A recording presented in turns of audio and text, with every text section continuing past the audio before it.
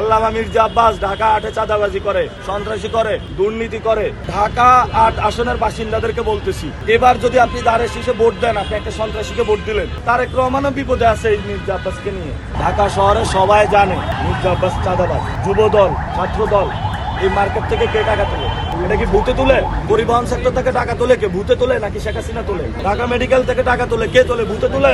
বারডেমের এখান থেকে টাকা তোলে কে? ভূতে তুলে? এগুলো তো ভূতে তুলে না। ওই ভূতটা হলো মির্জা আব্বাস। এটা হাওয়ার মধ্যে থাকে আর একটা সন্ত্রাসী বাহিনী পালে।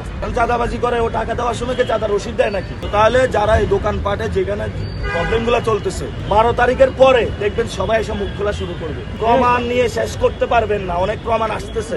এই যে দুর্নীতি, মির্জা আব্বাসের দুর্নীতি, আপনারা পত্রিকা দেখেন নাই, আপনারা পড়েন নাই মির্জা আব্বাস যে দুর্নীতি করছে। দুর্নীতির মামলা উঠছে কখন জানেন? দুর্নীতির মামলা যে উঠে গেছে, এটা উঠছে 5 তারিখের পরে। 5 তারিখের পরে এই দুর্নীতির মামলা ওনার উঠে গেছে। উনি এখন বাংলাদেশের সবচেয়ে বড় আলেম আল্লামা মির্জা আব্বাস। ভবিষ্যৎ হোক নিরাপদ, বিনিয়োগ হোক বিশ্বস্ত, আর আমার পছন্দ সল্ট বে।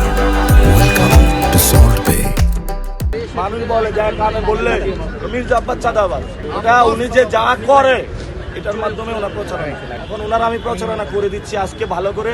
আল্লামা মির্জা আব্বাস ঢাকা 8-এ চাঁদাবাজি করে, সন্ত্রাসী করে, দুর্নীতি করে, এবং এই যে গণপূর্ত মন্ত্রণালয়ে টেন্ডারবাজি করে, এবং সে দুর্নীতি করেছে। এখন এটা যদি তার প্রচারণা হয় তাহলে ভালো। আপনারা প্লিজ ঢাকা 8 আসনের বাসিন্দাদেরকে বলতেছি, এবার যদি আপনি দাঁড়ে শীষে ভোট দেন, আপনি একটা সন্ত্রাসীকে ভোট দিলেন, এবার শাপলা গলিতে দেন। যখন মির্জা আব্বাস থাকবে না তখন দানের শীষে দিয়েন, তবে সন্ত্রাসীকে সহযোগিতা করবেন না। এখন একজন সন্ত্রাসী আইসা যদি দানের শীষের লয়ে দাঁড়ায় থাকে, তাকে কি ভোট দেওয়া উচিত?